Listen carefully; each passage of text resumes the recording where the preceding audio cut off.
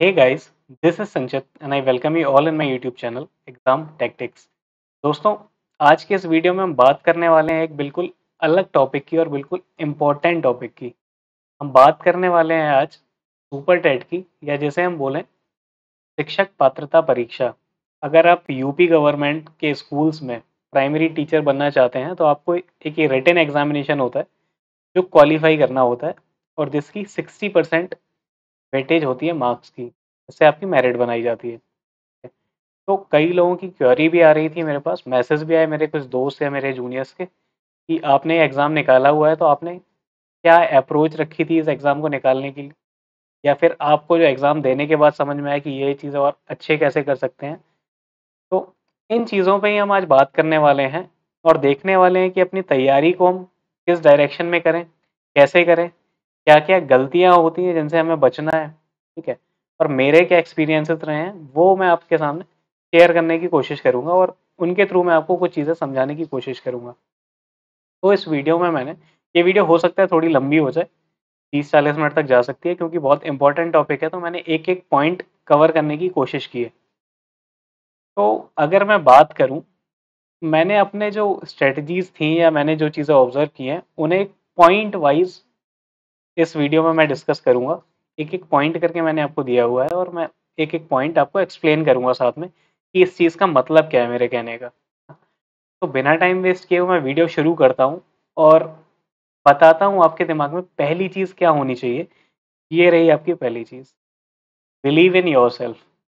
अगर आप कोई भी एग्ज़ाम देने जा रहे हैं, चाहे वो यूपी का हो, चाहे वो सेंट्रल गवर्नमेंट का केंद्रीय विद्यालय का हो, डी ट्रिपल एसबी का हो, कोई भी एग्ज़ाम हो, एक्स वाई जेड, सबसे पहला और सबसे ज़्यादा इम्पोर्टेंट पॉइंट यही है कि आपको खुद पे भरोसा होना चाहिए। अगर आपको खुद पे ही भरोसा नहीं होगा, तो आप नॉलेज कितनी भी इकट्ठा कर लीजिए, आप कितना भी पढ़ के चले जाइए, लेकिन पेपर में बिल्कुल सिली-सिली मिस्टेक्स होंगी और उनका हो सकता है बहुत ज़्यादा इम्पैक्ट पड़े आपकी फाइनल मेरिट में, है ना? तो सबसे इम्पोर्टेंट चीज़ यही है कि अपने आप पे भरोसा रखिए। कोई ये ज़रूरी नहीं है कि सब कुछ ही पढ़ लेंगे आप या सब कुछ आपको आ जाएगा। कोई भी ऐसा बंदा नहीं होता जिसे सब कुछ आता हो। किसी के कोई सब्जेक्ट अच्छे हैं, किसी के कुछ सब्जेक्ट अच्छे हैं, है ना? बस ये है कि आप जितना पढ़ें, उतने में आप अपने आप को भरोसा रखिए कि हाँ, मैंने अच्छे से पढ़ा हुआ है, मेरी तैयारी अच्छी है। तो उस चीज़ का क्या होगा, कहीं न कहीं वो पॉज़िटिव इम्पैक्ट डालती है और आपके रिज़ल्ट में वो चीज़ें दिखाई देंगी। अगर मैं बात करूँ इसके आगे अपनी नेक्स्ट पॉइंट की, तो अगला पॉइंट है मेरा, work on your strength and do not ignore any subject. देखिए, अगर मैं बात करूँ इस पॉइंट की, तो ये पॉइंट अपने आप में समझना बहुत ज़्यादा ज़रूरी है। कहना क्या चाह रहा हूँ मैं इस पॉइंट के माध्यम से, कि अपने स्ट्रेंथ पे वर्क करिए। मतलब मान लीजिए अगर 10-12 सब्जेक्ट्स आते हैं आपके सुपर टेट में, ठीक है? लगभग आते ही हैं, 10-12 सब्जेक्ट तो आते ही आते हैं। उनमें से अगर आपके 5 सब्जेक्ट अच्छे हैं, कि मैं मान के चल रहा हूँ 12 सब्जेक्ट आए, उनमें से 5 सब्जेक्ट ऐसे थे जो आपके बहुत अच्छे हैं। अब 12 के 12 सब्जेक्ट सबके अच्छा होना तो अपने आप में बहुत बड़ी बात हो जाएगी। मैं ये मान के चल रहा हूँ कि उनमें से 5 आपके अच्छे रहे होंगे। अब आपको क्या करना है, उन 5 में आपको इतना स्कोर करना है कि बाकी के सब्जेक्ट्स में अगर नंबर कम भी आते हैं, तब भी आपका फाइनल स्कोर जो हो, वो खिंच जाए। मतलब मेरा कहने का क्या है, मान लीजिए आपके 5 सब्जेक्ट अच्छे हैं। एक एग्ज़ाम्पल दे रहा हूँ, किसी के 8 भी अच्छे हो सकते हैं, किसी के 10 भी अच्छे हो सकते हैं। बात को समझने की कोशिश करिएगा। तो अगर आपके 5 सब्जेक्ट अच्छे थे और उनमें से क्वेश्चन आ रहे हैं 60 या 70, ठीक है? अगर मैं लैंग्वेज वाली बात करूँ, इंग्लिश, हिंदी, संस्कृत, इनसे लगभग 40 क्वेश्चन आ जाते हैं। फिर मैथ के, रीज़निंग के 20 क्वेश्चन लगभग वो मान लीजिए, तो 60 से 70 क्वेश्चन मान लीजिए अगर इन्हीं सब्जेक्ट से आते हैं और ये सब्जेक्ट आपके अच्छे हैं। तो आपको क्या कोशिश रखनी चाहिए कि अगर 70 क्वेश्चन आपके आ रहे हैं इन्हीं सब्जेक्टों से, तो उनमें आपका मिनिमम स्कोर 60 होना चाहिए, ठीक है? तो इसीलिए मैंने ये चीज़ लिख रखी है कि वर्क ऑन योर स्ट्रेंथ। अपनी स्ट्रेंथ पे आपको और ज़्यादा वर्क करना है कि भाई जो सब्जेक्ट मेरा अच्छा है, एटलीस्ट उस सब्जेक्ट से मेरे नंबर ना कटें। अगर 70 क्वेश्चन आए हैं मेरे अच्छे सब्जेक्टों में से, तो मैं कोशिश करूँगा कि मेरे 60 नंबर या उससे ज़्यादा नंबर उन सब्जेक्टों में तो आ ही आएँ, ठीक है? और आगे मैंने लिखा हुआ है and do not ignore any subject. वो कहने का मतलब क्या था? देखिए, एक गलती हो जाती है बहुत ज़्यादा लोगों से, मेरे से भी हुई थी, ठीक है? गलती क्या थी कि जो सब्जेक्ट आपको पसंद नहीं है, आप वो पढ़ना पसंद नहीं करते, है ना? अगर मैं बात करूँ अ, जीएस की, जनरल साइंस की या जनरल अवेयरनेस की, करंट अफेयर्स की, है ना? तो कई लोग होते हैं जो मैथ बैकग्राउंड के होते हैं, उन्हें रटने वाली चीज़ें उनसे नहीं की जाती या उतने अच्छे से वो नहीं कर पाते। तो वो चीज़ें इम्पैक्ट कैसे करती हैं? अगर मान लीजिए आपके पेपर में 40 क्वेश्चन आ रहे हैं जो जनरल स्टडीज़ या जनरल अवेयरनेस के ही आ रहे हैं, या फिर उसी में मैं कंप्यूटर भी जोड़ देता हूँ, तो लगभग 40 क्वेश्चन आपके बन जाते हैं। अगर आपसे याद करने वाली चीज़ नहीं होती है, तो हो सकता है उन 40 में से आप 15 नंबर ही ला पाएँ, वो 25 नंबर आपके सीधे चले जाएँगे। तो आप ये गलती बिल्कुल मत करिएगा कि अगर आपको वो चीज़ नहीं पसंद है तो आपने उस सब्जेक्ट उठाया ही नहीं कि बाकी सब्जेक्ट से मैं नंबर कवर कर लूँगा। इसमें मेरे अगर 40 में से 10, 12, 15 भी आ जा रहे हैं तब भी चलेगा, वो नहीं चलेगा। ये ज़रूर हो सकता है कि आप एग्ज़ाम क्वालीफाई कर लें, लेकिन फाइनल लिस्ट में आपका नाम ना आ पाए। उसके लिए ज़रूरी है कि आप हर सब्जेक्ट को फ़ोकस करिए। कोई ज़रूरी नहीं है कि आप जीएस याद कर रहे हैं। याद मत करिए, आप बार-बार उसे पढ़ते रहिए बस। ये मत सोचिए कि ये संविधान सभा के अध्यक्ष कौन थे या क्या थे। आप याद मत करिए, आप उस क्वेश्चन को 2-4 बार पढ़ लीजिए बस। क्या होगा उससे? जब पेपर में वो क्वेश्चन आएगा ना, तो ऑप्शन देख के आपको स्ट्राइक कर जाएगा कि इस क्वेश्चन का मैंने ऐसा-ऐसा शायद आंसर देखा था। ठीक है? और ये बहुत होता है। तो आपको ये गलती नहीं करनी है कि आपके जो अच्छे सब्जेक्ट हैं, आप केवल वही पढ़ते रह गए और बाकी सब्जेक्ट आपने पढ़े ही नहीं। आपको सारे सब्जेक्ट पढ़ने हैं, लेकिन आपके जो अच्छे सब्जेक्ट हैं, उनमें आपको इतनी अच्छी कमांड करनी है कि उनसे नंबर आपके ना कटें, है ना? और ओवरऑल आपके नंबर अच्छे खींचे। चलिए बढ़ता हूँ मैं अपने नेक्स्ट पॉइंट पे। अगला पॉइंट है, talk to your seniors for better guidance. इसका मतलब क्या है? इसका मतलब मेरा कहने का ये है कि अगर आप पहली बार ये एग्ज़ाम देने जा रहे हैं, तो आपसे पहले जिन लोगों ने एग्ज़ाम दिया है, उनका निकला हो, ना निकला हो, या उन्हें नौकरी मिली हो, या फाइनल मेरिट में वो ना आए हों, है ना? कोई भी हो जिसने एग्ज़ाम ये पहले दिया हुआ है, तो उससे ज़रूर बात करिए। भाई, जिस बंदे ने वही एग्ज़ाम दिया होता है ना, उसे ज़्यादा अच्छी नॉलेज होती है कि उस एग्ज़ाम में क्या-क्या चीज़ें आती हैं, कहाँ-कहाँ से आती हैं, ठीक है? किस-किस सब्जेक्ट के किस-किस पार्ट से चीज़ें ज़्यादा पूछी जाती हैं। अगर इंग्लिश आ रही है, तो इंग्लिश कहाँ से ज़्यादा से आ रही है। तो ये सब चीज़ें आपको मिलेंगी उनसे। केवल पेपर देखना, प्रीवियस ईयर पेपर देखना भी अपने आप में काफ़ी नहीं है, क्योंकि पेपर खाली बैठ के देखना और पेपर टाइम में वो पेपर देखना बहुत ज़्यादा डिफरेंस होता है। 2-4 क्वेश्चन तो ऐसे होते ही होते हैं हर पेपर में जो भी आप दे रहे हैं, कि आपको आते भी हैं, लेकिन आप या तो उसका गोला भरते टाइम गलत भर दोगे, या उस टाइम आपके दिमाग में ओवर एक्साइटमेंट में दूसरा टिक हो जाएगा। ठीक है? ऐसा सबके साथ होता है, 2-3 क्वेश्चन तो ऐसे ही गलत होते हैं सब।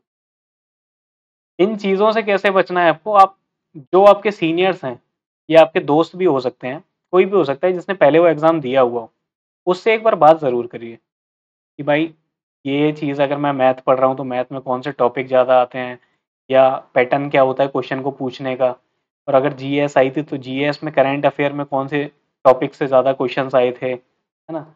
या फिर आपने पढ़ा तो आपने कहाँ से पढ़ा, क्या क्या आपके बुक्स आपने सजेशन में, मतलब क्या रिकमेंड करेंगे मुझे, बुक्स बता दीजिए, या फिर कुछ भी छोटी छोटी स्ट्रेटेजीज आप उनसे पता कर सकते हैं, उनसे पूछ सकते हैं। और जिसने वो एग्ज़ाम दिया होता है वो आपको एग्जैक्टली एक एक चीज़ बता भी पाएगा, कि अगर मेरे नंबर जीएस में कम आ रहे हैं तो मैं आपको बता पाऊंगा कि मेरी क्या गलती थी, कि मेरी किस वजह से जीएस में नंबर कम आए। ठीक है? ये चीज़ें मैंने नहीं पढ़ी थी, ये पढ़ के जाना, ये चीज़ें आती हैं। लेकिन दोस्त सच्चा होना चाहिए। कुछ दोस्त ऐसे भी होते हैं यार कि यार, इसे बता दूंगा इसका भी निकल जाएगा। भाई, निकलने वाले को तो आप वैसे भी नहीं रोक सकते। आपको क्या लग रहा है आपकी केवल बताने से उसका एग्जाम निकलेगा? ऐसा बिल्कुल नहीं है, लेकिन हाँ ये है कि आप अगर शेयर करेंगे तो हो सकता है वो भी आपको 4 चीज़ें ऐसी नई सिखा दे जो आपको शायद ना आती हो। तो बढ़ता हूँ मैं अपने नेक्स्ट पॉइंट की तरफ, और अगला पॉइंट है मेरा, make your own strategy, don't copy someone's plans. तो कहने का मेरा मतलब क्या है कि दिक्कत पता है क्या आती है? दिक्कत ये आती है कि लोग, जैसे मान लीजिए आपने किसी सीनियर से बात की, ठीक है? कि आपकी स्ट्रैटेजी क्या थी? आपने कैसे निकाला? क्या-क्या बुक आपने पढ़ी थी? कितने-कितने घंटे पढ़ते थे? आजकल थोड़ा ये नया चला है, चलन नया चल गया है कि कितने घंटे पढ़ाई करनी चाहिए, या कितना क्या टाइम टेबल बनाना चाहिए, है ना? मान लीजिए आपने मेरे से पूछा, ठीक है? कि मैंने कैसे पढ़ा, या मेरे किसी फ्रेंड से पूछा जिसका एग्ज़ाम निकला कि आपने कैसे पढ़ा? और उन्होंने आपको बताया कि भाई मैं 2 घंटे मैथ पढ़ता था, फिर 1 घंटे साइंस, फिर 1 घंटे इंग्लिश, फिर हिंदी, फिर 2 घंटे जीएस, इस टाइप से मैं पढ़ता था।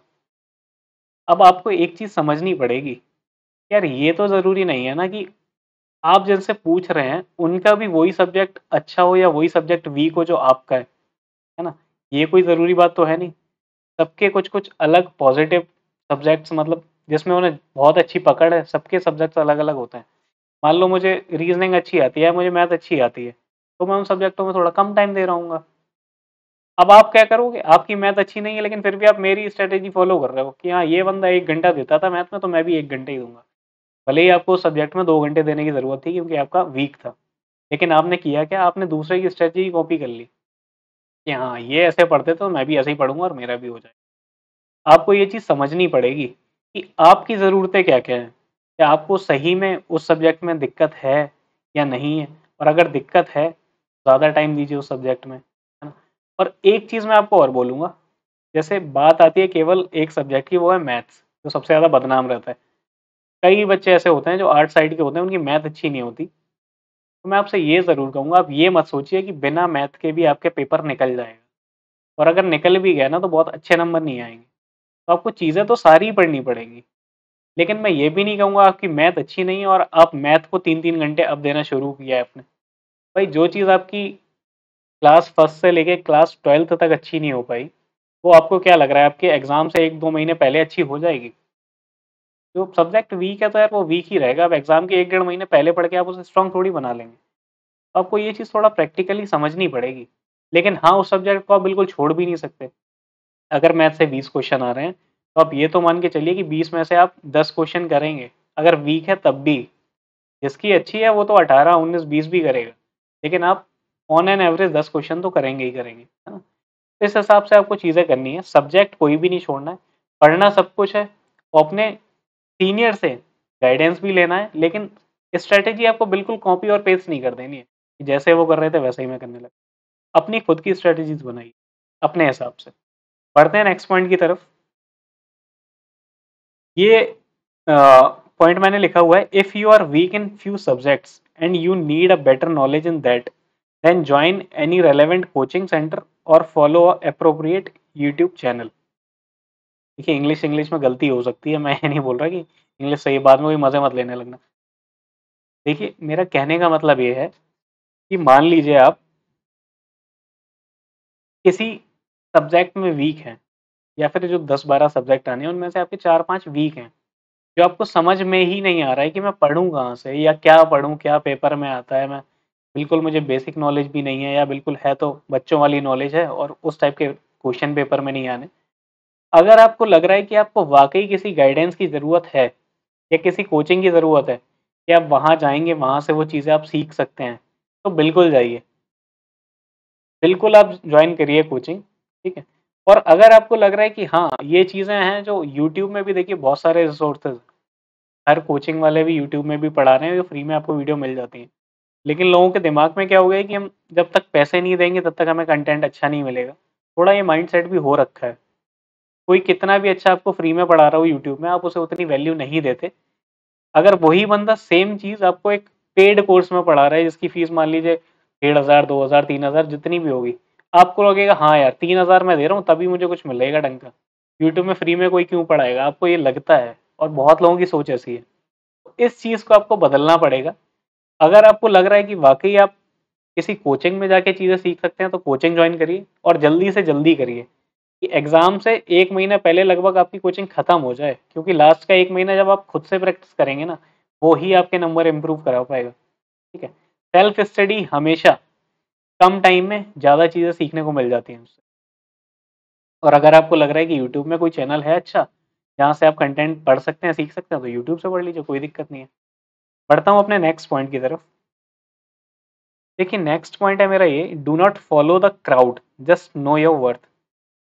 मेरा कहने का मतलब ये है कि यार आजकल थोड़ा ये चलन और चला है कि यार मेरे सारे दोस्त इस कोचिंग में जा रहे हैं, तो मैं भी उसी कोचिंग में चल रहा हूँ क्या? या उस कोचिंग में 500 बच्चे आ रहे हैं, तो मैं भी जा रहा हूँ वहीं पे। देखिए, ये ना अपने आप में बहुत गलत चीज़ बोलूँ, या फिर मैं बोलूँ कि डर बैठा दिया जाता है कि जब तक आप कोचिंग नहीं जाएँगे, आपका एग्ज़ाम नहीं निकलेगा। मैंने आज तक कोई कोचिंग नहीं ली है टीचिंग की, और मैंने टीचिंग के ये UP TET, C TET, super TET army school का जो रिटन एग्जामिनेशन होता है वो भी निकाला हुआ है। देखिए, कोई ज़रूरी नहीं है कि आप कोचिंग में जाके ही चीज़ें सीख सकते हैं।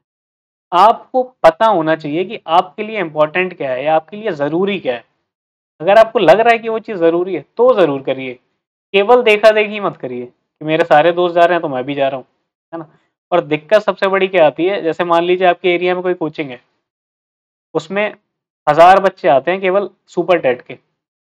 अब आपके दिमाग में आएगा कि यार वहाँ यार 1000 बच्चे आ रहे हैं यानी कोचिंग बहुत बढ़िया होगी। हम लोगों के लिए बढ़िया का पैरामीटर ही थोड़ा बदल चुका है। हम लोगों को लगता है कि जिस कोचिंग में ज़्यादा बच्चे हैं वो कोचिंग ज़्यादा अच्छी है। बल्कि हमें ये कोचिंग ज्वाइन करते टाइम ही पूछना चाहिए, सोचना चाहिए कि आपको ये पता होना चाहिए कि भाई अगर 1000 बच्चे उसमें आ रहे हैं, तो उसमें सिलेक्शन कितनों का हो रहा है नौकरी कितने ले पा रहे हैं। अगर 1000 में से 100 लोग ही नौकरी ले पा रहे हैं तो 10% सिलेक्शन रेट है उस कोचिंग का।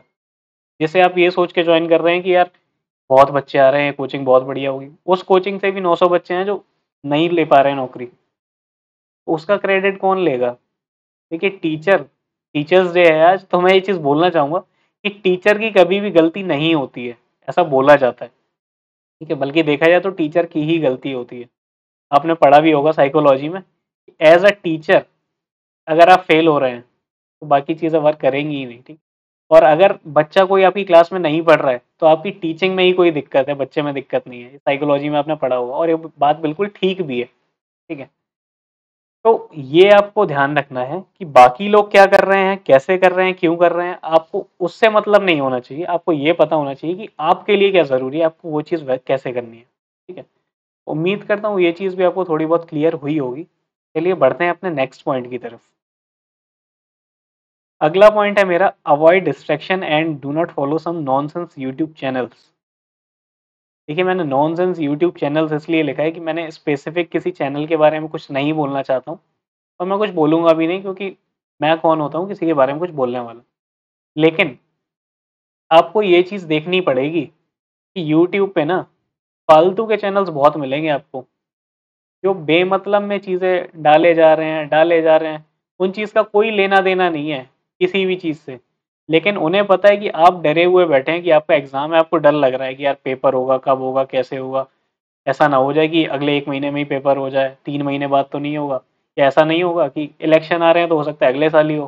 तो ये सब चीज़ें देखिए, ना उन्हें पता है, ना आपको पता है। वो हवा में तीर चला रहे हैं और आपको लग रहा है कि भाई ये कहीं से एकदम अ, जानकारी निकाल रहे हैं खुफिया अपने सूत्रों से और आपको बता रहे हैं। भाई इतनी पहुँच होती तो यूट्यूब चैनल खोलने की उन्हें ज़रूरत नहीं पड़ती और ऐसे घटिया थंबनेल बनाने की ज़रूरत नहीं पड़ती, है ना? अब मैं ही एक चैनल देख रहा था, मैं नाम तो नहीं लूँगा उस चैनल का। उस चैनल ने क्या किया हुआ था कि 25 सितंबर से 25 अगस्त से 4 अगस्त तक डेली एक ही थंबनेल उनका बना हुआ था। प्राथमिक यूपी टेट की परीक्षा तिथि निर्धारित 27 अगस्त में, बिग ब्रेकिंग न्यूज़। और वो कर क्या रहे थे, हर वीडियो में ना अपने थंबनेल में बस डेट चेंज कर रहे थे। बहुत बड़ी खुशखबरी, बम्पर न्यूज़, ये न्यूज़, वो न्यूज़, और हर दिन वो केवल अपनी डेट चेंज कर रहे थे, बाकी थंबनेल पूरा सेम है। यार अब कोई इंसान 7 दिन से लगातार वही दिखा रहा है कि आ गई नई शिक्षक भर्ती, इस दिन होगी नई शिक्षक भर्ती, है ना? यूपी टेट इस दिन होगा, सुपर टेट इस दिन होगा। यार किसी को कुछ नहीं पता है। और जब उन्हें पता चलेगा उसी दिन आपको भी पता चल जाएगा, क्योंकि उनके कोई ऐसे रिसोर्सेज नहीं है जो बहुत अंदर की नॉलेज या अंदर से निकाल रहे हो चीज़ें, आपको बता रहे हैं। आपको इन चीज़ों से दूर रहना पड़ेगा अपने आप को। डिस्ट्रैक्शंस हैं ये सब। मान लीजिए आपने कोई चैनल फॉलो किया, उसका काम ये है, ना वो आपको कुछ पढ़ाएगा ना कुछ कराएगा, आपको बस यही नॉलेज देगा फालतू की। अब यूपी टेट डेट अनाउंस हुई नहीं हुई किसी को नहीं पता, लेकिन सब अपने तुक्के मारेंगे। आ गई नई यूपी शिक्षक भर्ती की डेट, यूपी टेट की डेट, है ना? आप देखे जा रहे हैं, आप दिन ब दिन अपने आप को उसी प्रेशर में डाले जा रहे हैं। यार ऐसा तो नहीं है, सही बोल रहे हैं, 1 महीने बाद ही एग्जाम हो जाए। ये सोच सोच के ना, ये चीजें बार बार देख देख के सोच सोच के आप पढ़ नहीं पा रहे हैं। आप उस चीज से डिस्ट्रैक्ट हो रहे हैं इनडायरेक्टली, अगर आप माने या ना माने। आपको ही ये सोचना पड़ेगा कि कौन से चैनल आपके काम के हैं और कौन से चैनल की आपको जरूरत नहीं है। उन चैनलों को आप सबसे पहले अपने से दूर करिए, क्योंकि वो नेगेटिविटी दे रहे हैं आपको। पॉजिटिव आप सोच ही नहीं पाएंगे, उस नेगेटिविटी में ही घिरे रहेंगे कि आ गई डेट, यार अभी ना हो जाए, यार 20 दिन बाद ना हो जाए या 40 दिन बाद ना हो जाए, यही सोच सोच के ना आप तैयारी एक भी दिन नहीं कर पाएंगे ढंग से। तो कीप अवे फ्रॉम डिस्ट्रैक्शंस, जितने डिस्ट्रैक्शंस हैं अपने आप से दूर रखिए एग्जाम टाइम पे खास तौर से, है ना। बढ़ते हैं अपने नेक्स्ट पॉइंट की तरफ। अगला पॉइंट है, there is a very huge competition, you have to be very serious about your plans. ये बात तो आपको माननी पड़ेगी कि कंपटीशन आज के टाइम में बहुत ज़्यादा है। आपको भी पता है कि बेरोजगारी कितनी हो रखी है ना। एक एक फॉर्म निकलता है, 10-10, 12-12 लोग, लाख लोग, 20-20 लाख लोगों ने भी फॉर्म डाला है पैट एट का। अब देख लीजिए टीचिंग के एग्जाम्स में भी ना लगभग 8 लाख 10 लाख इस टाइप से फॉर्म पड़ते हैं, और सिलेक्शन कितनों का होता है, 50,000 60,000। ये तो मैंने यूपी का बता दिया, 50-60 हजार 70,000। अगर मैं बात कर लूँ ना दिल्ली की, तो दिल्ली में वैकेंसीज होती हैं 400। प्राइमरी की अगर मैं बात करूं, इस बार की ही बात करूं, तो 400 वैकेंसीज हैं। लेकिन आप फॉर्म देखेंगे ना तो 1.25 लाख से 1.5 लाख फॉर्म पड़े हुए हैं। ठीक है। अब आप देख लीजिए 0.5% लोगों का भी सिलेक्शन नहीं हो रहा है। अब खुद सोचिए कि कितना टफ कंपटीशन हो रखा है, उसमें भी फिर कैटेगरी लगती है, कैटेगरी वाइज फिर सीटें कितनी बची, फिर उसमें आप देखिए सिलेक्शन रेशियो क्या है बचा। तो कंपटीशन बहुत ज्यादा मुश्किल हो रखा है। बिल्कुल ढील नहीं दे सकते आप कि यार निकल जाएगा, लास्ट में पढ़ लेंगे, एक डेट आ जाए फिर पढ़ना शुरू करेंगे, है ना। ये बात बिल्कुल ठीक है कि अगर आपको एक फिक्स्ड डेट मिलती है तो उसके बाद जो पढ़ाई स्टार्ट होती है वो पहले कभी नहीं हो सकती। लेकिन अगर उससे पहले आप बिल्कुल जीरो रहे, बिल्कुल पढ़ना ही छोड़ दिया, तो बाकी दिनों में आप वो सारी चीजें कवर नहीं कर पाएंगे। एक हफ्ता तो आपको बेस बनाने में ही लग जाएगा, आदत डालने में पढ़ने वाली। फिर उसके बाद बचेंगे 20 दिन, फिर आपको लगेगा 20 दिन में 10-12 सब्जेक्ट में कैसे कवर करूं। बस उसी बड़बड़ाहट में, हड़बड़ी में आपसे कुछ नहीं हो पाएगा और एग्जाम आपका बेकार हो जाएगा। इसलिए अभी से आदत डालिए, थोड़ा थोड़ा पढ़िए, बहुत ज़्यादा नहीं। दिन में 4 घंटे निकाल लीजिए, है ना, 4 घंटे 5 घंटे 3 घंटे, जितना भी आप मन लगा के पढ़ पाए उतने घंटे निकालो। कोई फिक्स घंटे का टाइम नहीं होता कि मैं बोल दूं भाई 7 घंटे पढ़ना है तो आप 7 घंटे ही पढ़ोगे तभी कुछ हो पाएगा, है ना। सबका अलग अलग अपनी भाई कैपेसिटी सबकी अलग है, इंटेलिजेंस लेवल सबका अलग है। कोई वही चीज़ 4 घंटे में सीख जाता है, कोई वही चीज़ 2 घंटे में सीख लेता है। तो उस हिसाब से आपको देखना पड़ेगा, और आपको तैयारी लेकिन बहुत ज़बरदस्त करनी पड़ेगी, क्योंकि कंपटीशन बहुत ज़्यादा है। तो मेहनत करिए, एक बार करिए, ढंग से करिए, और ये सोच के करिए कि ये आपका लास्ट अटेम्प्ट है, क्योंकि गवर्नमेंट का कुछ नहीं पता भाई। पेपर अभी निकला एक, ठीक है, इस साल पेपर भी हो गया, पता चला उसके अगले 3 साल तक पेपर ही नहीं आया और आपकी ओवर एज हो गई, आपकी एज ही निकल गया, पेपर नहीं दे सकते, तो आप क्या करेंगे। आपके हाथ में केवल ये चीज़ है, गवर्नमेंट जॉब में आपके हाथ में केवल ये है कि आप पेपर अच्छा दे पाएँ बस। उसके अलावा आपके हाथ में कुछ भी नहीं है। कब रिजल्ट आएगा, कब आंसर की आएगी, फिर कब हाई कोर्ट में केस होगा, फिर कब सुप्रीम कोर्ट में केस होगा, फिर कब धरना देना पड़ेगा, फिर कब लाठीचार्ज होगा, फिर दोबारा धरना देना पड़ेगा, फिर एक नोटिफिकेशन आएगा, फिर 3 महीने शांत रहेंगे, फिर एक बार धरना देना पड़ेगा कि भैया, याद दिलाना पड़ेगा कि भाई नौकरी निकाली थी तुमने, एग्जाम लिया था, उसका रिजल्ट निकाल के दे दो, ज्वाइनिंग वाइनिंग दे दो। कुछ नहीं पता है आपको कितना टाइम लगेगा, आपके हाथ में है केवल अपनी तैयारी करना, तो अपनी तैयारी अच्छे से करिए। बाकी चीज़ों को मत सोचिए क्योंकि वो आपके हाथ में नहीं है। तो आपके हाथ में जो चीज़ें हो केवल उस पर ध्यान दीजिए, रिजल्ट हमेशा अच्छा आएगा अगर आप पॉजिटिव साइड लेके चलेंगे तो। बढ़ता हूँ मैं अपने नेक्स्ट पॉइंट की तरफ। देखिए नेक्स्ट पॉइंट है मेरा, there is a memory based examination consist, this is a memory based examination consist of nearly 60% memory based questions and 40% understanding based questions. अगर मैं सुपर टेट की बात करूं, ये इन माय ओपिनियन ये चीज़ मैंने बोली है, मुझे ऐसा लगता है, बाकी लोगों को हो सकता है अलग अलग लगता हो, तो मैं किसी और का नहीं बोल रहा, जितना मैंने एग्जाम देके ऑब्जर्व किया है वो ये चीज़ थी कि ये जो सुपर टेट का आपका एग्जाम है, ये सी टेट से बिल्कुल अलग है और यूपी टेट से काफ़ी हद तक मिलता जुलता है। ठीक है? आपने देखा होगा सी टेट में आपके जो क्वेश्चंस आते हैं वो आते हैं आपके प्रैक्टिकल बेस्ड, ठीक है, या फिर अंडरस्टैंडिंग बेस्ड कि आपने चीज़ों को कितना समझ के किया हुआ है। इस एग्जाम में क्या होता है, इस एग्जाम में 40% क्वेश्चन लगभग ऐसे होते हैं जो आपकी अंडरस्टैंडिंग पे बेस्ड होंगे।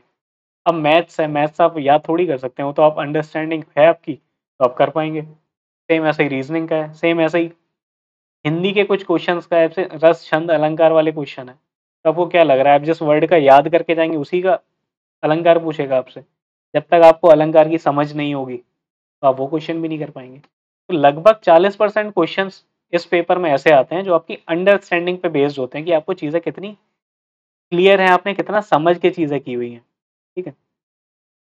बाकी अगर मैं बात करूँ तो लगभग 60% क्वेश्चन आपके ऐसे होते हैं जो आपकी मेमोरी बेस्ड होते हैं कि आपको याद कितना रहता है। अगर मैं आसान भाषा में बोलूँ तो इस एग्ज़ाम में उसके नंबर ज़्यादा अच्छे आ जाएँगे जिसका रट्टा बहुत अच्छा होगा, जिससे चीज़ें याद रखी जाती होंगी ज़्यादा। वो बंदा या बंदी इस एग्ज़ाम में अच्छे नंबर ला सकते हैं, ठीक है। तो आपकी मेमोरी भी अच्छी होनी चाहिए, इसमें नंबर खींचने के लिए आपके मेमोरी बेस्ड क्वेश्चन ज़्यादा आते हैं। फैक्चुअल क्वेश्चन ज़्यादा आते हैं कि भैया जयशंकर प्रसाद की रचना कौन-सी है? जैसे बोल दिया कामायनी है, तो कामायनी क्या है? कहानी संग्रह है या कविता है या क्या चीज़ है आपको बताना है ना? तो ये चीज़ें आपकी मेमोरी बेस्ड क्वेश्चन है, जो आपको फैक्चुअल हैं, आपको याद ही करने पड़ेंगे। अब भैया जयशंकर प्रसाद जी ने कामायनी नाम रख दिया तो रख दिया, उसमें हम थोड़ी कुछ कर सकते हैं, तो हमें ये चीज़ याद करनी पड़ेगी। तो लगभग इस टाइप के क्वेश्चंस आपको मिलेंगे 60% सारे सब्जेक्टों के मिला के। तो मेरे हिसाब से जो उस एग्जाम का पैटर्न रहता है उसमें यही रहता है कि 40% क्वेश्चन आपके आएंगे समझदारी पे कि आप क्या चीज़ें सोच सकते हैं, आप कितना दिमाग चला सकते हैं, और 60% लगभग क्वेश्चन ऐसे आते हैं कि आप कितना रटी हुई चीज़ें मेमोराइज रख पाते हैं, मतलब रट पाते हैं, कितनी चीज़ें अपने दिमाग में रख पाते हैं कि पेपर में आए आप सीधा टिक करो आगे। मेमोरी पे ज़्यादा क्वेश्चन, प्रैक्टिकल पे थोड़े से कम क्वेश्चन मेरे हिसाब से। बढ़ते हैं अपने नेक्स्ट पॉइंट पर। Previous year papers are very very important. अगर मैं बात करूं प्रीवियस ईयर पेपर्स के रोल की, देखिए कोई भी एग्जाम हो, आपको भी पता होगा, आपने भी एग्जाम दिए होंगे, जितना फायदा आपको प्रीवियस ईयर क्वेश्चन पेपर्स लगा के मिलता है, वो फायदा आपको कोई भी बुक पढ़ के या 2-3 बुक पढ़ के भी नहीं मिल पाता। क्यों? क्योंकि आपको एक चीज़ ये भी पता चलती है कि भाई प्रीवियस ईयर में जो पेपर हुए हैं उनका पैटर्न क्या था, कौन से टाइप ऑफ क्वेश्चंस बार बार पूछे जा रहे हैं, ठीक है, इस चैप्टर से किस टाइप के क्वेश्चन आ रहे हैं, और क्या कोई ऐसा क्वेश्चन है जो बार बार रिपीट हो रहा है। और ये मान के चलिए अगर आपने पिछले 2-3 साल के पेपर भी लगाए होंगे, तो आपका जब सुपर टेट का एग्जाम होगा जिसमें 150 क्वेश्चन आएंगे, उनमें से कम 10 क्वेश्चन आपको सीधे सीधे वो मिलेंगे ही मिलेंगे, है ना, जो आपने पिछले 2-3 साल के पेपर के सॉल्व किए होंगे। क्योंकि यूपी गवर्नमेंट के जो भी पेपर होते हैं वो थोड़ा मेमोरी बेस्ड होते हैं भाई, रटने वाली चीज़। तो रटने वाली चीज़ जो फैक्चुअल क्वेश्चन हैं वो ज़्यादातर बदलते नहीं है। 2-3 क्वेश्चन है जो आते ही आते हैं, हर बार ही आते हैं, लगभग हर साल आ जाते हैं यूपी के किसी ना किसी एग्जाम में। तो कोशिश ये करिए कि प्रीवियस ईयर पेपर्स की प्रैक्टिस बहुत अच्छी करिए, और केवल ये नहीं कि आप सुपर टेट के प्रीवियस ईयर पेपर की ही प्रैक्टिस कर रहे हैं, आप यूपी टेट भी लगाइए साथ में। क्या होगा, आपको कुछ कुछ क्वेश्चन डायरेक्ट वो सेम टू सेम भी मिल जाएंगे। तो प्रीवियस ईयर पेपर का रोल बहुत ज़्यादा इंपॉर्टेंट है इस एग्जामिनेशन में। तैयारी तो करिए ही करिए, उसके साथ में पिछले साल के जो पेपर्स हुए हैं उन सबको भी लगाते रहिए। बढ़ते हैं अपने नेक्स्ट पॉइंट की तरफ। You are the best, best of luck for your examination. ये है हमारा लास्ट पॉइंट। और ये लास्ट पॉइंट ये है कि आप अपने आप में सबसे बढ़िया हैं, आपको कोई भी अलग से प्रेशर लेने की ज़रूरत नहीं है, ठीक है। अपना 100% दीजिए, बाकी दुनिया क्या कर रही है, कैसे कर रही है, कौन कौन कहाँ कोचिंग ले रहा है, कौन किस टीचर से पढ़ रहा है, ठीक है, कितने घंटे पढ़ रहा है, कैसे पढ़ रहा है, आपको उस चीज़ को सोचना भी नहीं है और उसको सोचने से कुछ होगा भी नहीं, ठीक है। आपके हाथ में क्या है, केवल अपनी प्रिपरेशन। आपको अपनी प्रिपरेशन पे बस ध्यान देना है और ये मान के चलना है कि भाई आप अपने आप में बेस्ट हैं, बस अपना 100% दीजिए। देखिए चीज़ें ये होती है ना कि मान लीजिए मैं पेपर दे के आया, ठीक है, मेरी नौकरी लगी या नहीं लगी, ये चीज़ शायद तब मैटर ज़्यादा नहीं करती जब मैंने उस चीज़ के लिए मेहनत की हो और फिर मुझे वो नौकरी ना मिली हो। क्यों? क्योंकि मुझे पता था कि यार मेरा 100% जो था वो तो मैंने दे दिया, अब नहीं हो पाई तो उसमें मैं क्या कर सकता हूँ, मेरे हाथ में जितना था वो मैंने किया ईमानदारी से। तो बस यही आपको करना है, आपके हाथ में जितना है, जितना चीज़ें आप कर सकते हैं, अपना 100% दीजिए। बाद में अफ़सोस करने के लिए कुछ नहीं होना चाहिए कि यार काश मैं लास्ट के 1 हफ़्ते थोड़ा ढंग से पढ़ लेता तो और अच्छे नंबर आ जाते, या ये कर लेता, वो कर लेता। ये चीज़ें सब कहने के लिए तो अच्छी हैं, लेकिन बाद में अफ़सोस करने से अच्छा है कि आप पहले ही अपना 100% दीजिए, रिज़ल्ट जो भी आएगा वो मैटर नहीं करता। और एक चीज़ ये भी मैं बोलूँगा कि अगर आप अपने मन से 100% दे रहे हैं तो रिज़ल्ट हमेशा पॉज़िटिव ही आएगा। बस अपने आप में भरोसा रखिए, अपना 100% दे के आइए, तो दोस्तों ये था मेरी साइड से जो मैंने यूपी टेट के बारे में थोड़ी बहुत चीज़ें समझी हैं, सीखी हैं। उनको मैंने आपके सामने प्रिसाइज़ वे में बताया है कि क्या-क्या चीज़ें कैसे-कैसे होनी चाहिए, क्या-क्या चीज़ें कैसे-कैसे आपको करनी चाहिए। मेरे हिसाब से ये चीज़ ऐसी है। सबके ओपिनियन अलग-अलग होते हैं, ये मेरा ओपिनियन था। आप हो सकता है किसी और से बात करें, उनका ओपिनियन कुछ और हो। तो आपको करना क्या है, आपको जिसकी जो चीज़ अच्छी लगी, आप वो चीज़ अपने पास रख लीजिए, है ना? उस चीज़ में थोड़ा काम कर लीजिए। या फिर आपके जो भी अलग-अलग लोगों सोर्सेज़ से आपको चीज़ें कलेक्ट कर लीजिए, फिर अपने प्रिसाइज़ वे में अपने हिसाब से उन चीज़ों को डिज़ाइन करिए। या इन्होंने बोला था कि यार जीएस ज़्यादा पढ़नी है, इन्होंने बोला था मैथ ज़्यादा पढ़नी है, आप अब इसी में फँसे रह गए कि यार जीएस ज़्यादा पढ़ो या मैथ। आपको अपने से ज़्यादा अच्छे से कोई नहीं जानता, ठीक है? तो love yourself and trust yourself. अपने आप पे भरोसा रखिए और अपने आप से प्यार करिए। भैया आप ही हैं जो आपको अपने से ज़्यादा कोई नहीं जानता है। अब मुझसे ज़्यादा कौन जानता होगा भाई? सामने वाला उतना ही तो जानेगा जितना मैं उसे बताऊँगा या मैं जितना उसे दिखाऊँगा, है ना? तो ये चीज़ आपको अपने दिमाग में रखनी है। अपनी मेहनत करिए, पूरी ईमानदारी से करिए, जितना आप कर सकते हैं उतना करिए और अलग से कोई प्रेशर लेने की ज़रूरत बिल्कुल भी नहीं है ना? पॉजिटिव रहिए। हाँ, एक चीज़ मैं इसमें और ऐड करना चाहूँगा, मैं इसे हटाता हूँ और उसको ऐसे ही पता नहीं कुछ। एक लोगों के मन में डाउट और आ जाता है कि एग्ज़ाम कब होगा? आजकल ये बहुत चल रहा है सुपर टेट को लेकर कि मुख्यमंत्री जी ने कोई एक घोषणा कर दी कि एग्ज़ाम जल्दी कराएँगे प्राथमिक शिक्षक की नई भर्ती। लोग एकदम वो हो गए कि भाई अब 1.5 महीने में ही ना हो जाए, 2 महीने में ही ना हो जाए। कोचिंग वाले थोड़ा अलग एक्टिव हो जाते हैं कि हाँ, पिछली बार भी 1.5 महीने में हो गई थी, इस बार भी हो जाएगी, ये वो। भाई थोड़ा प्रैक्टिकली आपको सोचनी पड़ेंगी चीज़ें। ये अभी बहुत सारे एग्ज़ाम पेंडिंग भी हैं, ठीक है? अभी आपको जूनियर एडिट का एग्ज़ाम कराना है, लेखपाल वाले कराने हैं, ठीक है? आपको यूपीएसआई वाले कराने हैं, बाकी बहुत सारे यूपी ट्रिपल एससी के भी एग्ज़ाम्स बहुत सारे पेंडिंग हैं, वो सब आपको कराने हैं। उसके बाद में आपको यूपी टेट भी लेना है, उसका रिजल्ट भी देना है। उसके रिजल्ट के बाद आपको ये सुपर टेट का नोटिफिकेशन निकालना है। फिर लगभग 1 महीने फॉर्म भरेंगे, उसके लगभग 15-20 दिन बाद आपकी डेट आएगी। तो अभी ओवरऑल अगर आप देखेंगे ना तो कम से कम आपके पास 3 महीने का टाइम है। तो ये मत सोचिए कि एग्ज़ाम होगा या नहीं होगा, वो हमारे हाथ में बिल्कुल नहीं है। हम बस ये सोच सकते हैं कि होगा तो हम अच्छे से अच्छा अपना करेंगे, तो उस चीज़ पे हमें काम करना है। अब हमें ये चीज़ नहीं सोचनी कि भैया होगा कि नहीं होगा, यार होगा तो दे देंगे, नहीं होगा तो नहीं देंगे, जब होगा तब दे देंगे। लेकिन ऐसा ना हो कि एग्ज़ाम हो भी जाए और आप यही सोच-सोच के अभी पढ़ ही ना रहे हो कि यार अभी थोड़ी हो जाएगा, 1.5 महीने में कैसे हो जाएगा, 2 महीने में कैसे हो जाएगा, है ना? देखिए पता किसी को कुछ नहीं है, कब होगा। सब अपने-अपने तुक्के मार रहे हैं और सब अपना-अपना बिज़नेस चलाने के लिए स्ट्रैटेजीज़ हैं सबकी, ठीक है? अब कोचिंग वाले ये बोलेंगे कि भैया 1.5 महीने में एग्ज़ाम है कि ज़्यादा से ज़्यादा एडमिशन मिल जाए। उन्हें कैसे पता 1.5 महीने में एग्ज़ाम है? कुछ नहीं पता है किसी को। तो आप समझदार हैं, आप इतने पढ़े लिखे हैं कि आपने ग्रेजुएशन की है, कोई डिप्लोमा किया है, उसके बाद आपने सीटेट निकाला है, यूपी टेट निकाला है और अब आप सुपर टेट में बैठने जा रहे हैं। तो अपनी ज़िंदगी की डोर किसी और के हाथ में मत थामिए। अपने आप उस चीज़ को देखिए कि आपको अपनी लाइफ़ को कैसे आगे बढ़ाना है। और जब तक आप खुद से मोटिवेटेड नहीं होंगे अपनी नौकरी के लिए, तो कोई दूसरा मोटिवेटेड क्यों होगा? भाई किसी और को क्या फ़र्क पड़ेगा आपकी नौकरी लगे या ना लगे, है ना? तो ये चीज़ आपको समझनी पड़ेगी और इस चीज़ पे काम करिए, बिल्कुल पॉज़िटिव रहिए। सब चीज़ें बहुत अच्छी होंगी, बिल्कुल टेंशन नहीं लेनी है, अपने आप को पढ़ाई पे ध्यान देना है बस। जो चीज़ें आप मेरे चैनल से सीख सकते हैं, इस चैनल से सीखिए। जो चीज़ें आप दूसरे चैनल से सीख सकते हैं, उस चैनल से सीखिए। या जिस भी सोर्स से आपको चीज़ें सीखने को मिल रही हैं, आप वहाँ से सीखिए। अपने आप को किसी भी तरह का प्रेशर में नहीं डालना है और नेगेटिविटी से बहुत दूर रखना है। जितना पॉज़िटिव रहेंगे, जितना पॉज़िटिव सोचेंगे, उतना ही पॉज़िटिव आपको रिज़ल्ट मिलेगा। तो उम्मीद करता हूँ कि ये वीडियो कहीं न कहीं थोड़ी बहुत हेल्पफुल रही होगी उन सबके लिए, जो सुपर टेट की तैयारी कर रहे हैं या सुपर टेट का एग्ज़ाम देने वाले हैं।